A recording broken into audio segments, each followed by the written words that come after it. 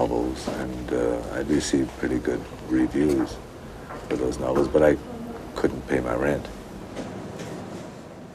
In hindsight, it seems like a mad decision that I was going to rectify my economic situation by becoming a singer.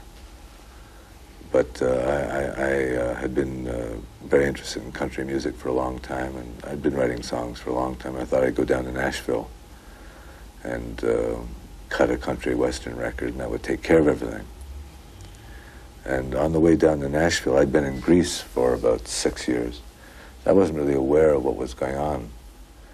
I was totally unaware of the so-called folk song renaissance. It wasn't folk music at all, but they call it that. I didn't know who Dylan was, or Joan Baez, or Judy Collins. And on the way down to Nashville, I got ambushed in New York by this whole phenomenon.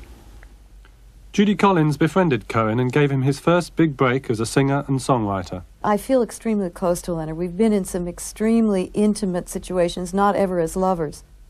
I met her in New York as part of this moment when I came down to New York on my way to Nashville. And I was introduced to her by a woman named Mary Martin. And I sang a few songs for her that she didn't like particularly, but she liked something about them. And she said, you know, if you write anything else, call me. So when I finished Suzanne, I telephoned her from Montreal and I sang it to her over the phone.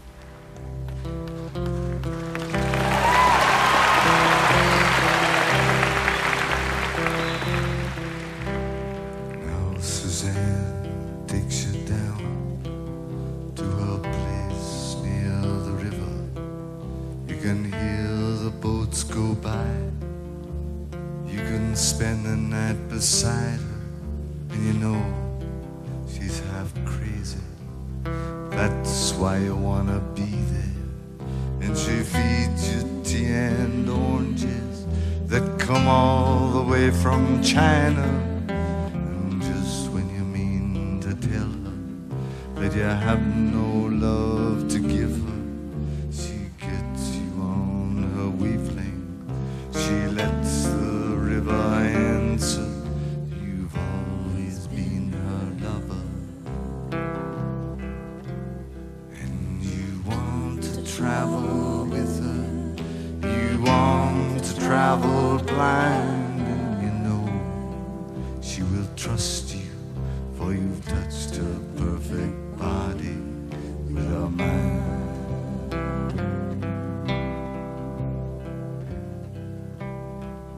And Jesus was a sailor when he walked upon the water, and he spent a long time watching from his lonely wooden tower.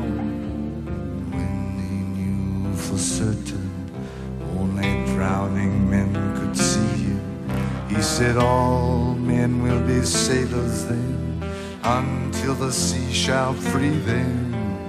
But he himself was broken long before the sky would open.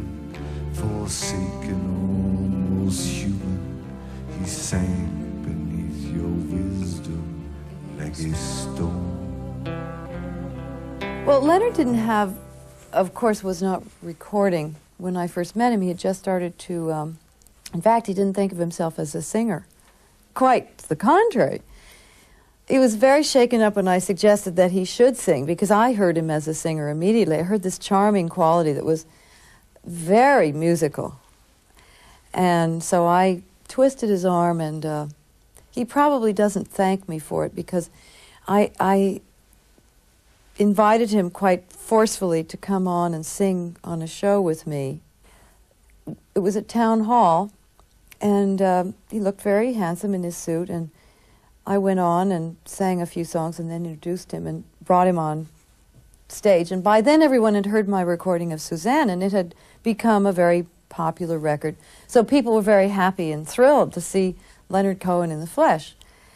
And he came out and he stood in the middle there and began singing the song. And I knew that he was shaking like a leaf because I had seen his hands on the guitar.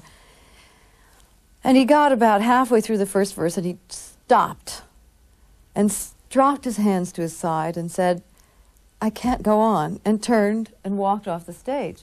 And everybody went crazy. They loved it. You know, it was very avant-garde to do that. It was way before Philip Glass would have thought of anything like that. So then he went back on and he finished, you know, being encouraged, and everybody said, oh, come on, Leonard, you know, you can do that. And of course, it was the beginning of this grueling life as a traveling troubadour, because he, in fact, is a wonderful performer. It turns out that he sings very well. He's quite mesmerizing as a singer, and I'm sure he doesn't often think of it, but when he does, he may not thank me for setting him on this road. And I remember saying to my lawyer who accompanied me there, in a state of panic, I said, you know, I don't know what I'm doing here. I can't sing. And he said, none of you guys can sing. When I want to hear singers, I go to the Metropolitan Opera. And I think that's more or less the position I had anyways. I never thought we were singers. I certainly never had any musical standard to tyrannize me. I thought that it was something to do with the truth, that if you told your story, that's what the song was about.